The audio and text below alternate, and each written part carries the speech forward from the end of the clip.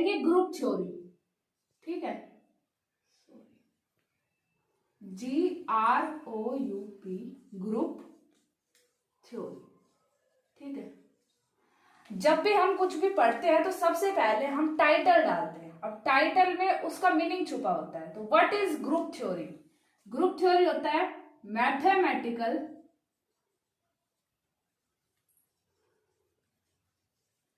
Treatment of symmetry.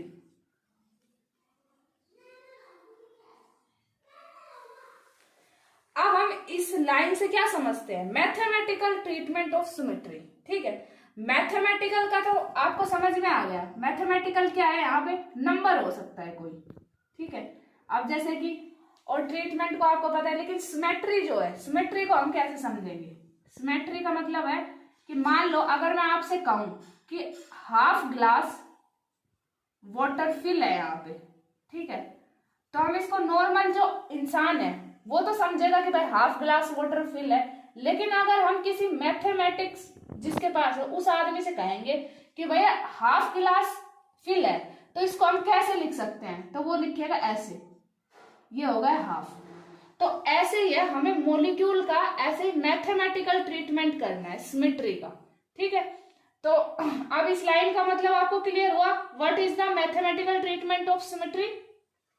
कि mathematical क्या होता है? एक नंबर होता है, अब उसमें हमें ट्रीटमेंट करना है। सिमेट्री कैसे है कि मान लो कि अगर मैं कहूं कि ये हाफ ग्लास वाटर यहाँ पे फिल है, ठीक है, हाफ ग्लास यहाँ पे वाटर फिल है।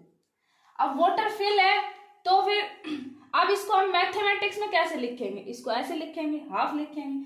अब आ जाते हैं हम, अब before we discuss about group theory, हमें दो तीन चीजों का पता होना चाहिए। सबसे पहले है इक्विवेलेंट कॉन्फ़िगरेशन।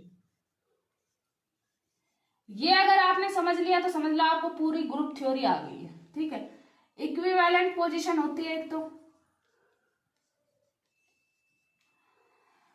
अब इक्विवेलेंट पोजीशन कैसी होती है? इसको समझने के लिए सबसे पहले आपको कंसीडर करना पड़ेगा, मान लो ये H2O मॉलिक्यूल है, ये इसकी शेप होती है ऐसे, ठीक है, बैंड शेप होता है ये, सॉरी ये इसको ऐसे करो,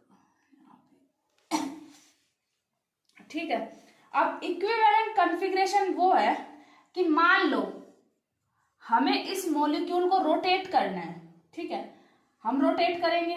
जैसे मैंने आपको कहा कि मैं अगर नॉर्मल लैंग्वेज में कहूं कि ऐसे मान लो ये मॉलिक्यूल है, अब तो ऐसे है ये, ठीक है, एक मिनट रुको, मान लो कि मॉलिक्यूल ऐसे है, ऐसे है ये मॉलिक्यूल, ऐसे ही है ना ये मॉलिक्यूल। अगर मैं आपको कहूं कि इसको एक राउंड रोटेट करना है, तो हम इसको रोटेट करेंगे। पहले ये है देखो, फिर ये है, और फिर ये है, ऐसे हो गए ना। अब ये ऐसे हो गया है ना, तो यहां पे हम इसको लिखेंगे, मान लो कि ये पहले HA था, ये HB था। अब दोबारा देखो, ये जो है ना, ये जो ओपन ढक्कन वाला है ना, तो ये HA है और ये HB है, ठीक है। अगर नॉर्मल लैंग्वेज में हम कहेंगे तो इसको रोटेट करना है, इसको रोटेट, मान लो ये पहले किस में था? लेफ्ट हैंड साइड में था, अब ये देखना राइट में चला जाएगा। अगर हम इसको रोटेट करेंगे, ऐसे रोटेट किया, ये 90 का एंगल हो गया, और फिर ये 180 का। अब ये यहाँ पे आ गया ना, तो अब हम इसको ड्रॉ कर देंगे। अब ये यहाँ पे HB आ गया, ये यहाँ पे HA आ गया। तो हमें मॉलिक्यूल को इस तरह से रोटेट करना है कि वही एटम की जगह हमें सेम एटम मिले, ठीक है। ये A और B तो हमने अपनी कंडीशन के हिसाब से रखे हैं, ठीक है, लेकिन एटम तो सेम है ना। यहाँ पे भी H है, यहाँ पे भी H है, यहाँ पे भी H है, यहाँ पे भी H है। लेकिन अब आपने देखा कि यहाँ पे ये आगे साइड से है, मान लो आगे साइड से, और अगर हम इसको घुमा रहे हैं तो ये पीछे की साइड हो जा रहा है, ठीक है, ये वाला पीछे वाला साइड आ रहा है। तो ये पीछे वाला साइड आता है तो हम इसको ऐसे दिखाते हैं, ठीक है। तो अब ये क्या हो गई? ये इसकी इक्विवेलेंट कॉन्फ़िगरेशन हो गई है, ठीक है। अब हम पढ़ते हैं आइडेंटिकल पोजीशन। अब आइडेंटिकल पोजीशन क्या होती है कि मान लो यहाँ पे, फिर दोबारा एग्जांपल लेते हैं H2O का, यहाँ पे H2O मॉलिक्यूल है, ठीक है। अगर पहले मैंने इसको 180 का रोटेशन दिया था, ठीक है, यहाँ पे 180 का रोटेशन दिया था। नंबर्स में हमने, अगर हम नॉर्मल लैंग्वेज में कहें, जैसे मैंने यहाँ पे बताया था नॉर्मल लैंग्वेज में कहें तो हमने इसको ऐसे करके पहले ऐसे किया और फिर ये ऐसे, पहले ऐसे हो फिर ऐसे होगा, 180 का रोटेशन दिया। अगर हम इसको दोबारा से 180 का रोटेशन दे देते हैं, ठीक है, 360 का रोटेशन करेंगे, देखो ऐसे समझो, ऐसे सही रहेगा। ये मान लो मॉलिक्यूल है, फिर इसको ऐसे किया, ये 90 हो गया, ये क्या हो गया 180, ठीक है। अब अगर हम इसको पीछे से वापस मोड़ के लेके आएंगे, अब तो मैं ऐसे तो बैंड नहीं कर सकती, मैं इसी से कर रही हूँ, यहाँ पे 90 और यहाँ पे ये, ठीक है। तो ये हमें बिल्कुल सेम वाली कॉन्फ़िगरेशन मिल गई है, 360 डिग्री पे हमें बिल्कुल सेम मॉलिक्यूल मिल गया, ठीक है। तो ये फर्क होता है equivalent position and identical position. Equivalent में हमें क्या चाहिए, एटम ऐसे घुमाना है, हमें ऐसे रोटेट करना है, इतने डिग्री पे रोटेट करना है कि एटम की जगह पे हमें सेम एटम मिले, ठीक है। भले ही वो एटम का, अगर मैं चाहे ये वाला मेन पोजीशन है मान लो, चाहे हमें पीछे वाला पार्ट दिखे, लेकिन एटम की जगह पे सेम एटम मिलना चाहिए, ठीक है। और आइडेंटिकल पोजीशन में हमें वही बिल्कुल सेम होना चाहिए। अगर यहाँ पे H है, H भी है, H है, H भी है, ठीक है। आइडेंटिकल पोजीशन में ये होता है, ये दोनों बहुत ज्यादा इंपॉर्टेंट है। मेनली हम ग्रुप थ्योरी के अंदर इक्विवेलेंट की स्टडी करते हैं, ठीक है। इक्विवेलेंट पोजीशन को करने में हमें कितना एंगल घुमाना पड़ा, ठीक है। ग्रुप थ्योरी में हम किसकी स्टडी करते हैं, इक्विवेलेंट पोजीशंस की, क्योंकि आइडेंटिकल की तो हमें क्या ही मतलब करने की जरूरत है। अब हम ग्रुप थ्योरी में पढ़ेंगे सिमेट्री एलिमेंट, ठीक है। क्या पढ़ेंगे, सिमेट्री एलिमेंट। सिमेट्री एलिमेंट में आता है एक्सिस, ठीक है, प्लेन आता है, ठीक है, सेंटर ऑफ सिमेट्री आता है, सेंटर ऑफ सिमेट्री। अब सिमेट्री जो एलिमेंट होते हैं उनके ऊपर सिमेट्री ऑपरेशंस लगाए जाते हैं। तो सिमेट्री ऑपरेशन में क्या क्या आता है,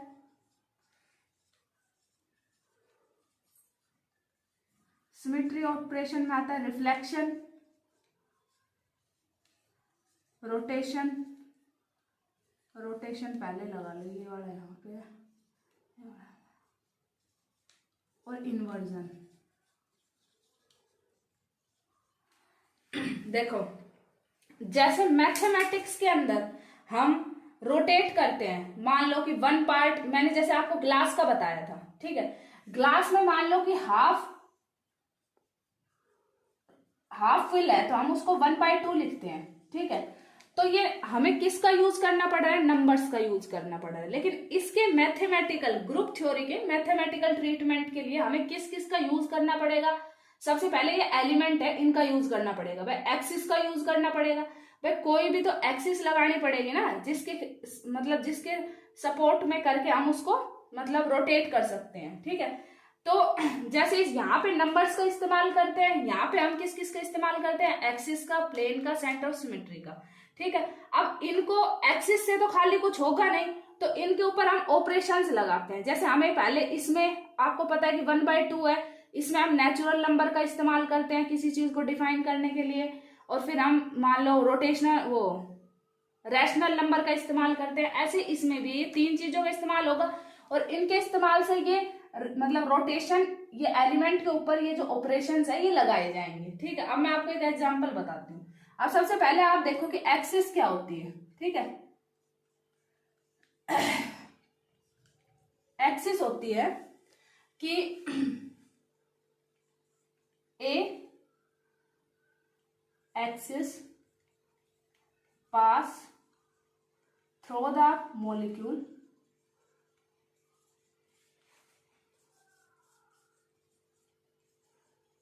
symmetrically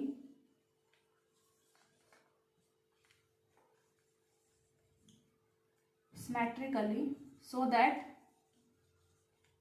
we get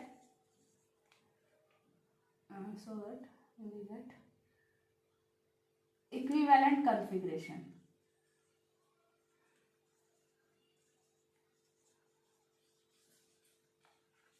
ठीक है।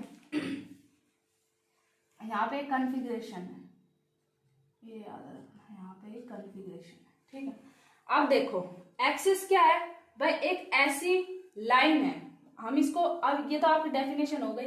अब मान लो हम मॉलिक्यूल लेते हैं ये वाला, ठीक है, इसमें हमें लगानी है एक्सिस, ठीक है, एक्सिस लगानी है, लेकिन कैसे लगानी है, सिमेट्रिकली लगानी है।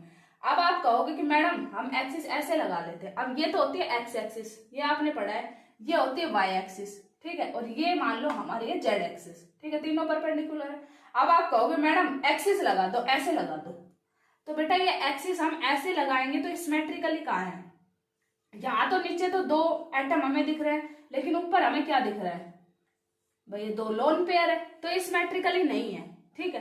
अब सबसे पहले हमें एक्सिस को मानना है, क्या मानना है, एक तार मानना है, ठीक है, तार की तरह हमें एक वायर माननी है, और वायर की तरह हमें इसे सिमेट्रिकली पास करना है। मान लो ऐसे, ये ऐसे अगर हम पास करेंगे, मान लो कि ये एक वायर है, ठीक है, इसको अगर हम पास करेंगे सिमेट्रिकली, तो ये सिमेट्रिकली है भाई, इधर एच है तो उधर भी एच है, इधर लोन पेयर तो उधर भी लोन पेयर, तो ये सिमेट्रिकली है।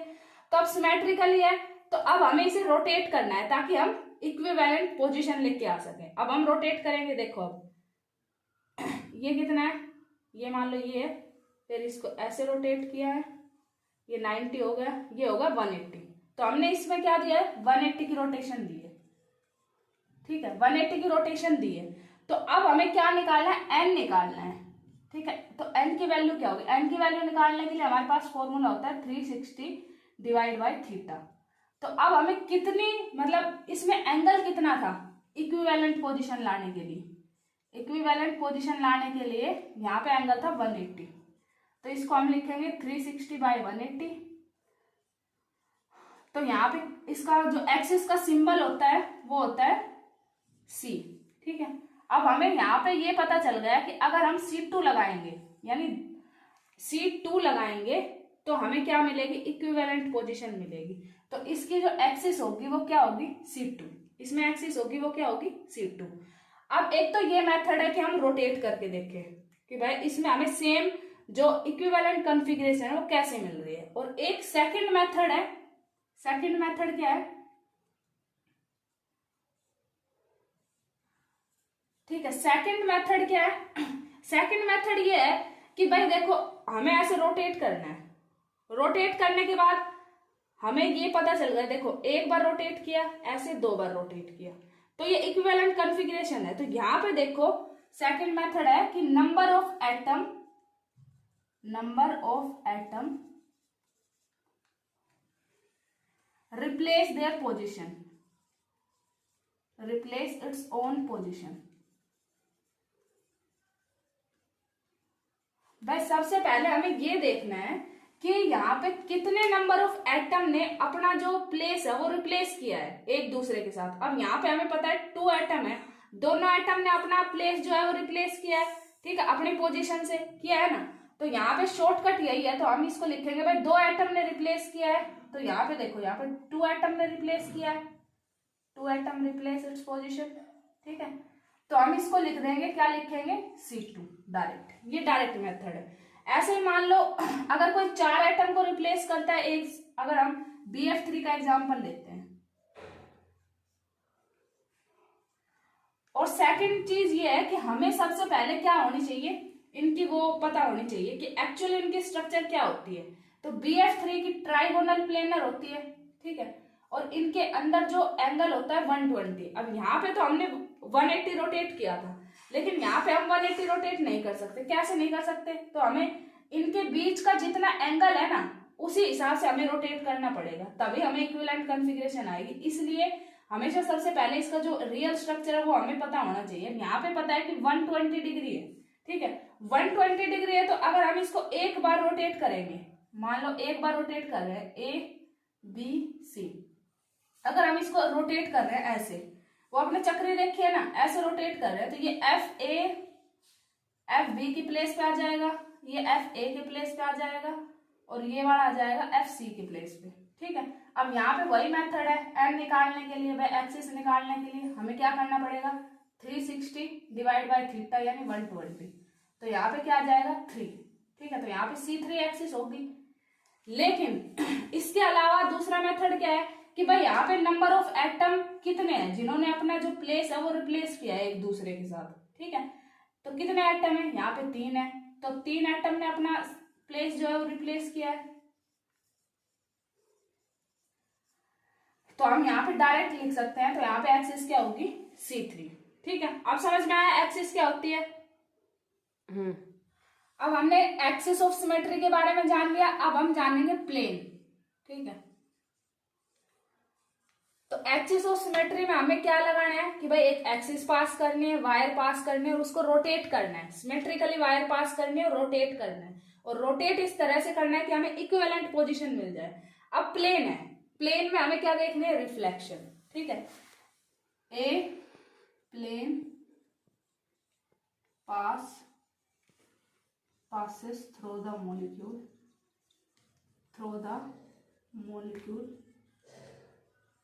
symmetrically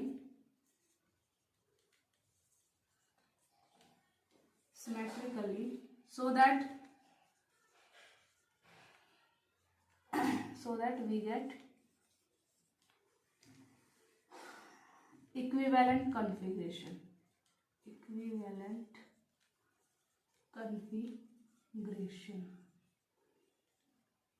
ठीक है, इक्विवेलेंट कॉन्फ़िगरेशन मिले। अब प्लेन का कैसे है कि मान लो अपने पास ये है H2O मॉलिक्यूल है। ठीक है, H2O मॉलिक्यूल है, तो इसमें हमें सिमेट्रिकली प्लेन आपको पता है क्या करता है, reflection. Plane is just like mirror. ठीक है, तो पहले तो हमें सिमेट्रिकल देखना है, ये सिमेट्रिकल ही है। ठीक है, ये सिमेट्रिकली प्लेन है यहाँ पे। ठीक है, जैसा एटम यहाँ पे है वैसा ही एटम वहां पे है। ठीक है, तो मान लो कि वहां पे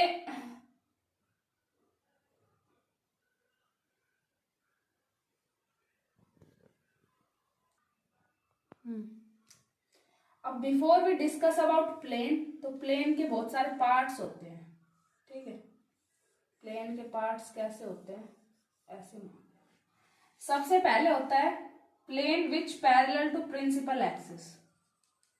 plane which parallel to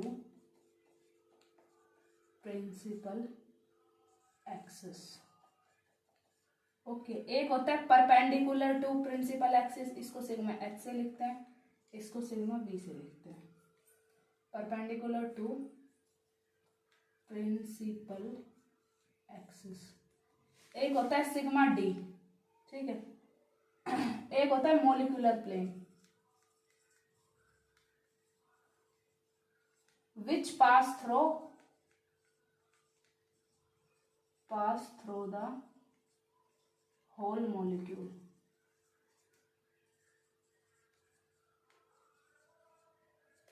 next है सिग्मा डी। सिग्मा डी को पहचानना थोड़ा कठिन होता है। इसमें यह होता है कि यहां से अगर कोई C2 जा रही है और यहां से भी अगर कोई C2 जा रही है, तो ये वाला जो एंगल होता है ना, इसको हम बोलते हैं, ये वाला जो होता है ना, इसको हम बोलते हैं, यहां से अगर कोई प्लेन पास होता है, ठीक है, ये प्लेन है, तो इसको हम सिग्मा डी प्लेन बोलते हैं। तो इसको कहते हैं vertical plane that bisect the angle, that bisect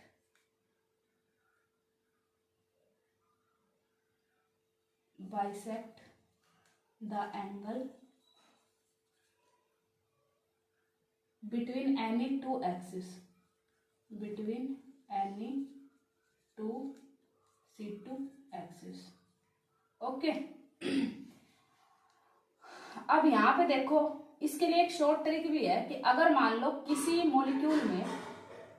molecule में अगर सिग्मा H एब्सेंट है, तो हम सिग्मा V को क्या कह देंगे, सिग्मा V को कहेंगे सिग्मा D।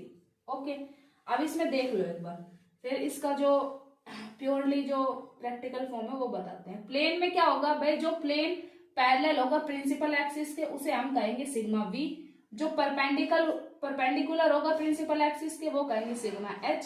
और अगर मान लो ऐसे दो एंगल है C2 के, अगर उसमें से कोई सिग्मा D पास हो रहा है तो हम उसको कहेंगे सिग्मा डी। सॉरी, अगर हम ऐसे करके C2 दो एक्सिस है उनके बीच में से कोई पास हो रहा है तो उसको हम कहेंगे सिग्मा डी। और अगर मान लो सिग्मा H एब्सेंट है तो सिग्मा V को सिग्मा डी बोल देंगे। मॉलिक्यूलर प्लेन क्या होता है, which pass through the whole molecule. Okay,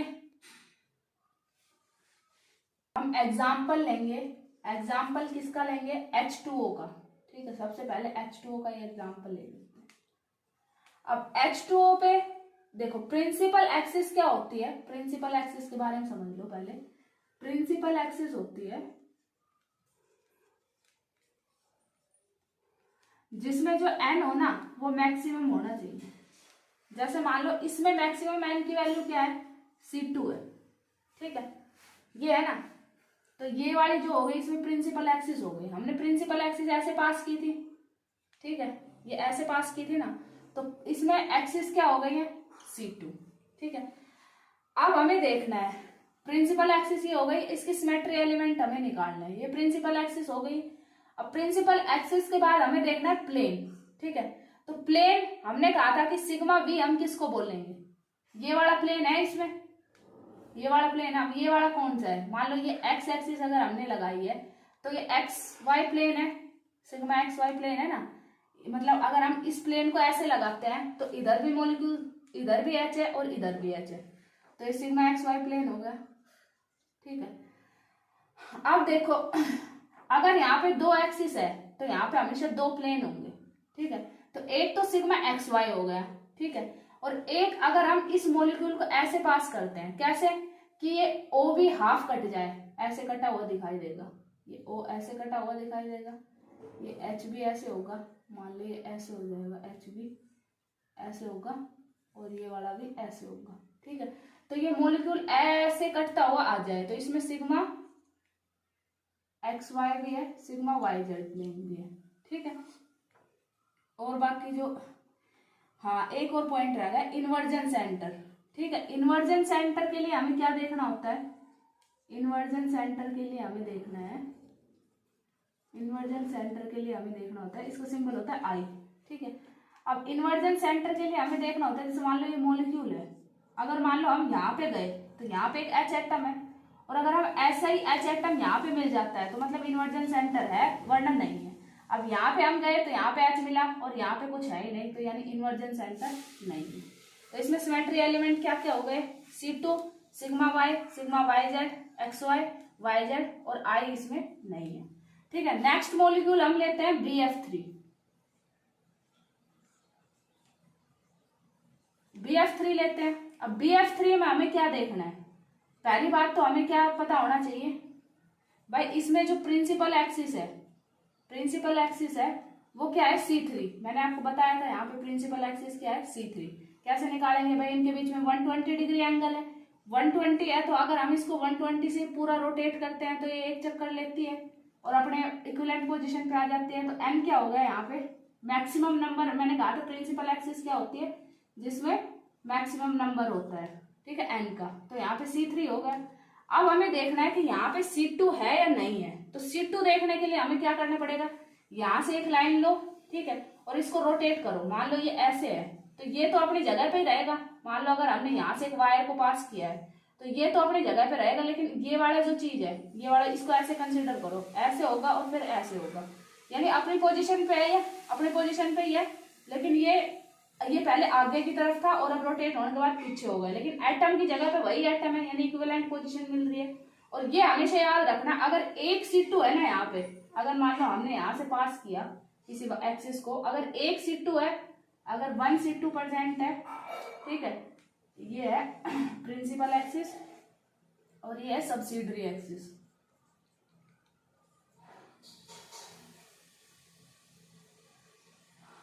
तो अगर एक C2 प्रेजेंट है, ठीक है, प्रेजेंट है, तो 3 होंगे, इसके नंबर जितना होगा, यानी 3C2 प्रेजेंट। तो यहाँ पे कितना होगा, 3C2। कैसे पता लगाएंगे, एक तो ये वाली हो गई, यहाँ से पास करेंगे, एक यहाँ से पास करेंगे और एक यहाँ से पास करेंगे, 3C2 हो गई।